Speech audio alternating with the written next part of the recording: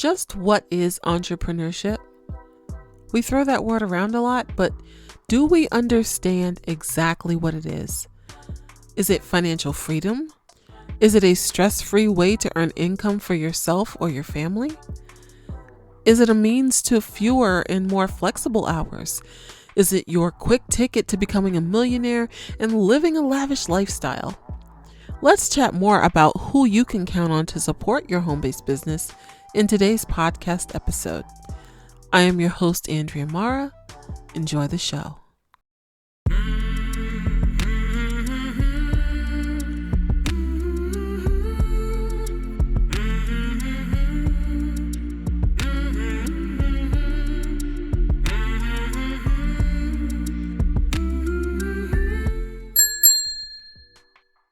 We all usually begin our journey with stars in our eyes as we imagine all the best parts of starting a business and all the positive impacts it will impart on our lives. This article from Entrepreneur.com explains 3 ways starting a business is not what you may think it is. Starting a business isn't what you think. Here's what to expect instead. Find out if you are truly ready for the lifestyle changes that come with being an entrepreneur. According to recent research, 24 million Americans wanted to become their own boss by 2021. And this article is from 2020. But they may not really know what they're getting themselves into. FreshBooks collected data from more than 3,700 full-time American workers for its 2019 Self-Employment in America report. Many of them had recently become small business owners or wanted to become one. It turns out many budding entrepreneurs have high expectations, but they aren't being realistic. The data shows people anticipate better work-life balance once they start a business. They think they'll be healthier and less stressed. At the same time, they expect more money and more career certainty. But this doesn't always happen. If you plan to start a business, be cautious and prepare for the reality that you may need to work harder without getting everything you thought you would. Here are some of the key ways that entrepreneurial expectations don't always live up to reality. All right, according to the article, the first way that starting a business isn't what you think is that your stress may go up, not down. It may seem intuitive that when you're not answering to a boss, you'll have more control over day-to-day activities and less stress. The research shows that's not the case. According to the study, 64% of workers expected to be less stressed after starting their own business. However, only 55% actually ended up that way. Building a business from the ground up is a lot of work. You're likely going to be more invested in its success than you would working for someone else.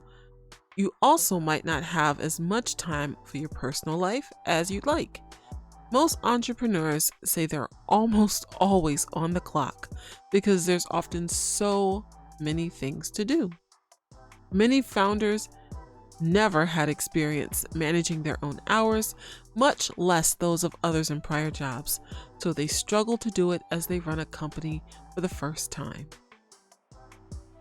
The second way starting a business isn't what you think is that you may face more financial risk and not less.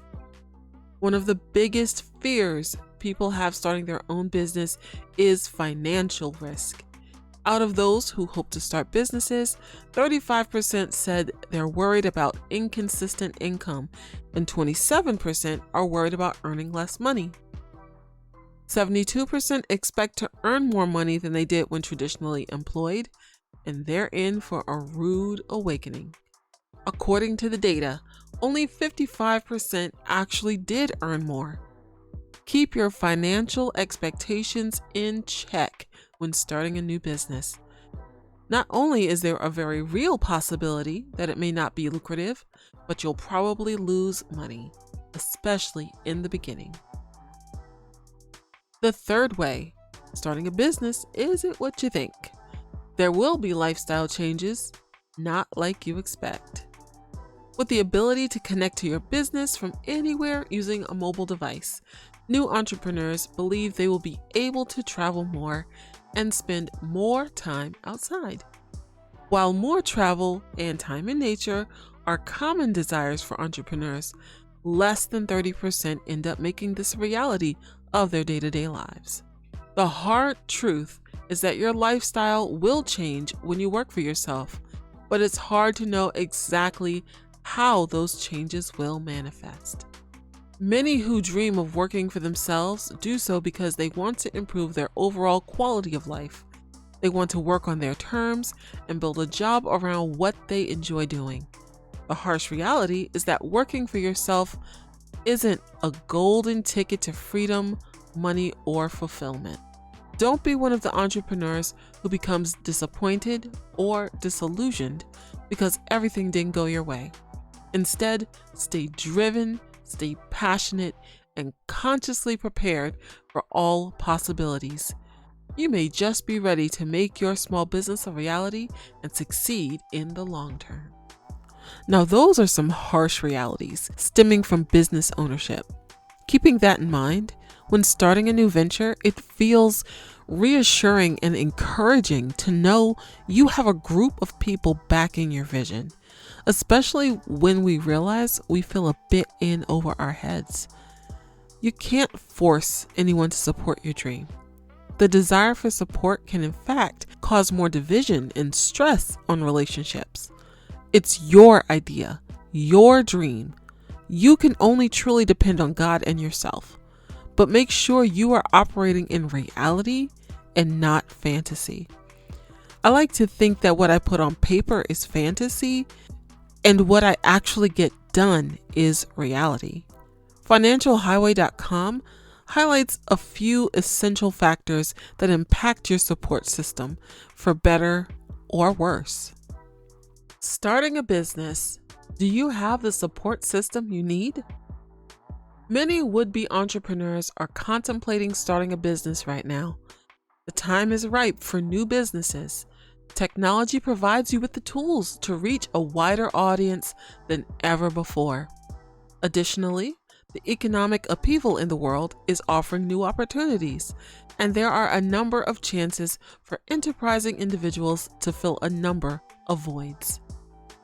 However, before you decide to start a business, it's important to be prepared. There are some signs that you might be made for entrepreneurship. Many of them qualities that include self-motivation and self-discipline. However, it's not just about your own strong qualities of entrepreneurship. You also need to have some degree of financial stability before striking out to start your own business. And of course, you also need a strong support system if you want to start your own business.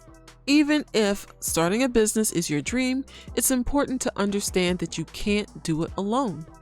Most of us need some sort of support system in order to succeed. This doesn't necessarily mean a cadre of loyal employees who believe in you and are willing to work for free until things take up. Your support system is more likely to include family members and other loved ones who are willing to put up with your odd hours and who can listen to you when you need to relieve stress. When you start your own business, it's important to realize that there are a number of factors that come into play. Your significant other, and as well as any children you have or parents you're close to, will have to deal with your business startup. Some of the items that can strain your relationships when you start a business include time spent, money spent, anxiety, and stress you feel. So with time spent, it's a lot of work to start a business. You'll spend a lot of time on the business, and the other people in your life might feel shortchanged at first. If you're starting a business as a side hustle, the process can be even more time consuming since you'll be starting up on top of your day job. Money spent. Another issue is that sometimes you need to spend money to make money. if you need to pay for web hosting, supplies, or a number of other expenses. The added strain on the budget can cause relationship strain. You will need to make sure that the people in your life are all right with the money spent on the business. And the anxiety and stress you feel, disappointment, false starts, and losses can be part of the process of starting a business. I'd like to change that personally and say they will be part of the startup process in your business. The anxiety and stress you feel as a result can, I would say will, affect your family relationships and even result in more troubles. Added to the fact that you're spending a lot of time on your business and maybe spending money, and things could get really heavy. As you prepare to start a business, you need to speak with the people in your life and figure out whether or not there is sufficient support for you to get started on your business. Your loved ones need to be on board and they need to be ready to support you. If they aren't, it can make entrepreneurship even more difficult. Now, as I brainstormed preparing for this episode, I compiled 6 reasons people may not support your business. The first 2 fall under the "is it them" banner. First being jealousy. Sometimes it's hard watching someone go after something with a confidence or faith that you wish you had. The second, disinterest. Are you counting on the wrong person who doesn't really care about what you're doing, or maybe they just don't get the vision? The last 4 reasons are under the "is it you" banner. 1, are you pushing yourself on people and they just don't want what you're selling? Imagine every time you go to the store, the cashier keeps trying to ring you up for an item that you don't want or need. Second, are you trying to force support? Making someone feel they have to support by constant texts or emails or cornering family members at gatherings, guilt tripping, etc. The third, past behaviors and experiences. Are you a chronic quitter? Do you pick project after project and have yet to see any of them through to completion? And lastly, misplaced expectations. Are you expecting the wrong type of support from specific individuals? Can you expect someone to donate a $300 KitchenAid mixer for your bath bomb business if they are struggling paycheck to paycheck? Now that we've highlighted 6 reasons support may be scarce, let's focus on the types of support you may need. Firstly, spiritual, emotional, and mental health support. Someone to call or talk out your successes or struggles with. Can you pray with them or count on them for a spiritual boost? Next is physical. Can you count on them to be there to make, pack, ship, drive, whatever you need to get physically done? Next is financial. Are they willing to be investors of money, equipment, or supplies? Next is a customer. Someone who'll purchase your products and write a review or testimonial. The next type of support is social. Someone willing to boost you on their social media platforms by sharing pictures and links to your website, passing out business cards, or just sharing by word of mouth. The next is coaching. Someone to pull your head out of the clouds and guide or influence your decision making, preferably someone with industry-specific experience. And lastly, a friend. Someone to have non-business related conversation with and give you a break from the stresses of running a business. Verbal, physical, or even virtual support is so affirming and really validates your hard work and efforts in your mind. But should you honestly expect support in your business venture at all? Is your dream less worthy if you don't get the support you desire? This article definitely puts the realization into perspective. This next article from Jason McAllister online: What to do when your family and friends do not support your business. Starting a business is tough. Starting it without a strong support network in place, even harder. It's natural to feel that friends and family are supposed to be our biggest supporters, the ones believing in us when no one else will, that they should back us up on whatever we set our minds and hearts to because they love and care for us. Unfortunately, with any major life change, this isn't always the case. It can be incredibly demoralizing when we reveal our entrepreneurial intentions to those closest to us and they ultimately shut us down. For many aspiring entrepreneurs, it can cause them to withdraw from their idea completely, shelving it off into the back of their minds forever. For your sake and for your family's sake, do not let that be the case. This painful hardship can be overcome, and in fact, you may even be able to turn it into an advantage. All right, before we begin, we must accept a hard reality. You are not entitled to the support of your loved ones. They do not owe it to you. And yes, they can still love and care for you without supporting your decisions. This is a hard thing to accept, but an important one. They may hold you and your idea in the highest regard, but ultimately believe wholeheartedly they're acting in your best interest to discourage your ambitions. At the same time, there may be situations when starting a business acts against their best interest, sometimes in a significant way. For example, a spouse who is quitting their job that the family relies on because they're convinced the business will succeed before savings dries up. It is unreasonable to expect people to support decisions that may put them at risk in some way, and again, even if this is not the case, their support is not owed.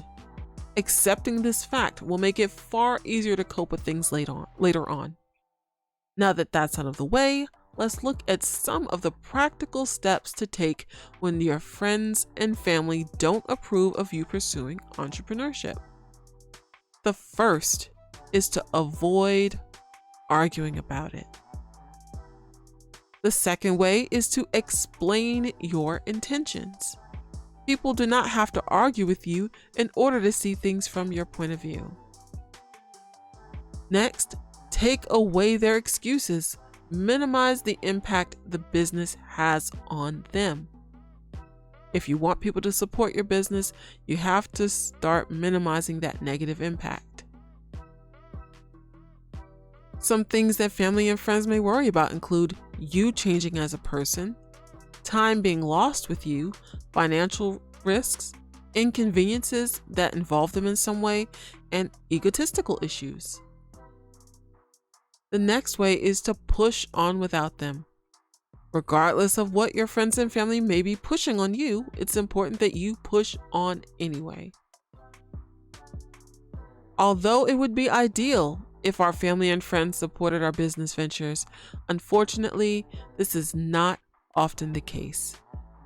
Regardless of what you do, you just may never get them to see things your way. But that's fine. You don't need them to. Is it possible to button down where a business owner's need for validation or support comes from? Do we need either one from other people to be successful? Is it fear of failure in your eyes or the eyes of others? I really wanted to find a statistic or study that highlighted what percentage of business owners felt supported when they initially started their businesses, but I couldn't find one. If you can find something, please let me know in the comments below. There are ways to elicit help from those close to us without asking for a dime. Okay, so now I want to steer the conversation in a slightly different direction. This episode is about where to find the right kind of support and from the right people, but I also need to highlight the type of people to avoid when starting a business. This article highlights 7 toxic people to avoid when starting a business. Out of all the articles that we've gone over today, I think this is probably the most important article to really kind of put into your mind and just let it marinate for a bit and just really meditate on what it says. 7 toxic people to avoid when starting a business. Starting a business is one of the most challenging things you can do. One of the hardest parts is that most people won't understand why you're working so hard, especially when you're not making much money to start. They also won't understand why you're spending so much time away from them. Some of these people may even resent you for starting a business. They'll try to drag you down emotionally, tell you your business idea is silly and impossible, or even try to sabotage your efforts. You may think that explaining yourself to these people will make things better, but in most cases, explanations won't help. The best strategy for dealing with negative people you come up against when starting a business is to avoid them completely. Research supports this view. A study in the Journal of Social and Personal Relationships found that ignoring negative people increased the ignorer's intelligence and productivity. The researchers examined 120 participants who had been asked to either talk with or ignore people who, in turn, had been instructed to either be friendly or offensive to the participants. After 4 minutes of interaction, each participant was given a thought exercise that required good concentration. The participants who had ignored the negative people performed better on the thought exercises than those who had engaged with the negative people. And I think that's something to, again, one of those points that we really need to kind of let marinate. The researchers therefore concluded that avoiding negative people during adverse social interactions conserves mental resources. Avoiding negative people then seems critical to staying smart and productive while starting a business. If you want your startup to be successful, make sure you avoid the following 7 toxic people. And we're kind of just going to go through these a little quickly. The first person to avoid: the people who tell you you only have one choice. You never have only one choice. When someone gives you an ultimatum and tries to make you choose between only 2 things, them or your business, take a step back. The person who tries to make you believe you need him or her to be successful. You don't need someone else to be successful. Networking and surrounding yourself with positive people is a force multiplier in any venture, but the notion that you need other people to be successful is unhealthy. It opens the door to people using you for their own private gain. Need then quickly turns into neediness, which quickly turns into full-blown dependency. 3, the person who tries to make you feel that it's your duty to take care of them. You're not responsible for other people's happiness. When grown men and women try to make you feel guilty for not spending time with them or not doing what they want, it's simply a power play. They want to control you. Remember, you can have both. You and other people can be happy and successful at the same time. The problem is that some people don't want to be happy and some people are too lazy to be successful. You're not responsible for these people, so let them go. Stop being their crutch. Now, I think this one is important. Now, it's also important to know the balance. For example, if this is a significant other and you are taking time away from them, it's important to really make sure that you're doing your best to balance that. I feel like I should just kind of give a little counterweight to this, that as long as you're maintaining a balance, or rather do your best to maintain some type of balance without going one-sided. I really don't think that this particular person is necessarily a spouse or a significant other. This is more of maybe a friend or an other family member who may depend on you for everything, but when you're not spending time with them, all of a sudden, they're not happy. The next person, the person who keeps reminding you about your past mistakes and current shortcomings. Is there anything more annoying than finally making a positive change in your life, only to have someone close to you remind you of how many times you've messed up in the past? Everyone makes mistakes. Everyone fails. A lot. You have to let this go. You have to forgive yourself for everything. The future of your business is much too interesting for you to stay buried in the past. 5. The person who slights your accomplishments. When someone you know achieves something great, it's normal to feel a slight twinge of jealousy. Your brain will immediately try to compare what the other person has accomplished to what you've accomplished. If the other person has accomplished something better or different than you, your brain will try to justify what happened so you don't feel bad about yourself. A mature person justifies other people's accomplishments by getting excited for them and thinking, wow, if I work hard, I can do something like that too. An immature person will justify other people's accomplishments by saying they got lucky or acting as though those others' accomplishments are worthless. 6. The person who turns you into a worse version of yourself. Everyone has someone in his or her life who brings out the worst in them. Maybe it's a former passive-aggressive colleague, or a controlling relationship partner, or a possessive family member. Whoever it is, stop letting this person hijack your personality. If you find yourself thinking and acting foolishly around them, stop being around that person. And the last, but not least, my favorite, number 7, yourself. Your own self-sabotaging thoughts and habits. I think this is so powerful that of the 7 toxic people you should avoid when starting a business, you're listed as one yourself. There's only one person who can keep you from achieving your biggest goals. You. You are either your own worst enemy or your own best friend. So take a hard look at the bad habits and self-sabotaging tendencies that might keep you from achieving your business goals. Often people sabotage themselves because they're afraid of succeeding. They're afraid of losing their current identity. These people will make great progress toward a goal and then suddenly, right before achieving it, pull back. The reason people pull back from success is because they are more comfortable with their past selves than their future selves.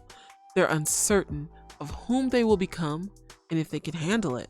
So they fail on purpose. You must avoid this part of yourself. Let go of the person you used to be and open yourself up to be the person you can be. The success of your business depends on it.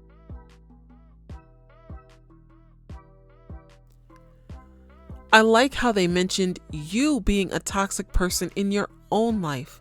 I know I constantly make self-deprecating remarks, basically using myself as the butt of my own jokes, which definitely shows my own lack of confidence. Another thing is my biggest pet peeve, and it's don't call my business little. When someone opens up to you about their business dreams or dreams in general, it's a big deal. Sometimes it can take a lot of courage to voice something that has been on your heart and mind, but because you don't know how it'll be received, either with discouragement, indifference, or support. Sometimes something as simple as mentioning your desire to start a business can reveal the true nature of toxic people in your life. They may not say it outright, but body language, tone, and off remarks let you know they don't share your enthusiasm. Back to my original statement, don't call my business little. That was one of the first comments I received from a work, quote-unquote, friend.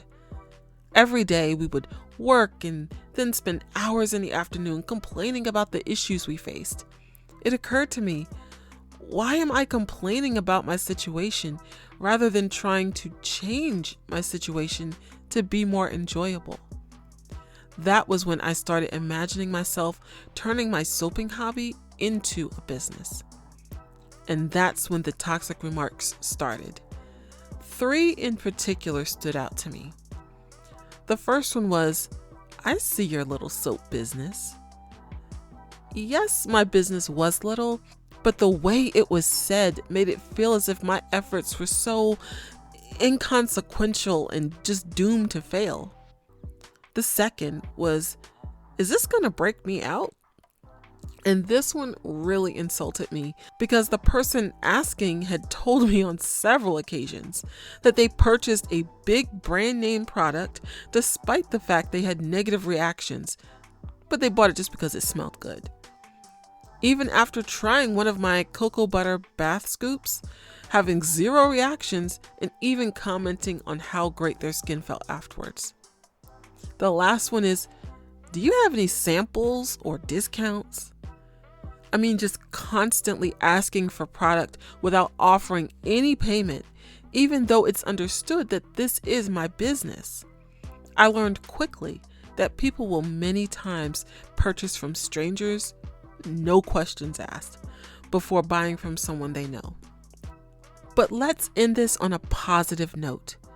No matter how much or how little support you get from others in your business venture, be sure to support your own well-being and take time off. You are your own biggest cheerleader, but powering through layers of stress and just grinding 24/7 will not make your business magically more productive and successful. You will burn out.